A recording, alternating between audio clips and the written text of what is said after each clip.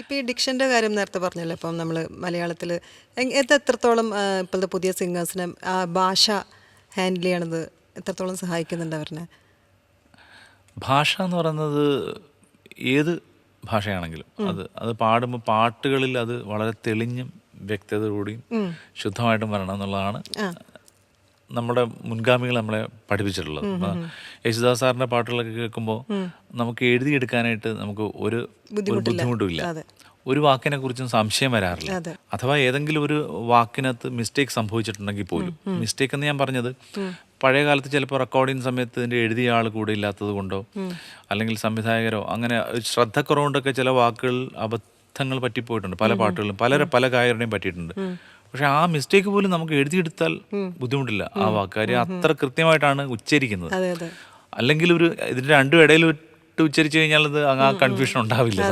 അത് അത്ര ക്ലാരിറ്റിയോട് കൂടിയാണ് പഴയ കാലത്ത് പാട്ടുകൾ റെക്കോർഡ് ചെയ്യപ്പെട്ടിരുന്നത്. അതിനകത്ത് വലിയ ശ്രദ്ധ എഴുതുന്നവരുടെ ഭാഗത്തുനിന്നും സംഗീത സംവിധായകരുടെ ഭാഗത്തുനിന്നും ഉണ്ടായിരുന്നു. ഗായകർ പാടുമ്പോൾ മുമ്പ് എഴുതുന്നവർ സ്റ്റുഡിയോയിൽ വരുമായിരുന്നു.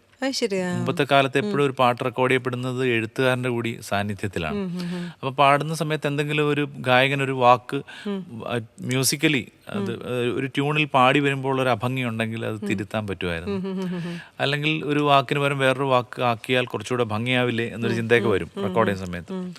അതൊക്കെ മുമ്പ് വളരെ സ്പഷ്ടമായിട്ടുണ്ടായിരുന്നു. ഇപ്പൊ പക്ഷെ പലപ്പോഴും അങ്ങനെ ഒരു സാന്നിധ്യം ഇല്ലാത്തത് കൊണ്ട് തന്നെ പലപ്പോഴും അക്ഷരങ്ങളിൽ മിസ്റ്റേക്ക് സംഭവിക്കുന്നുണ്ട്.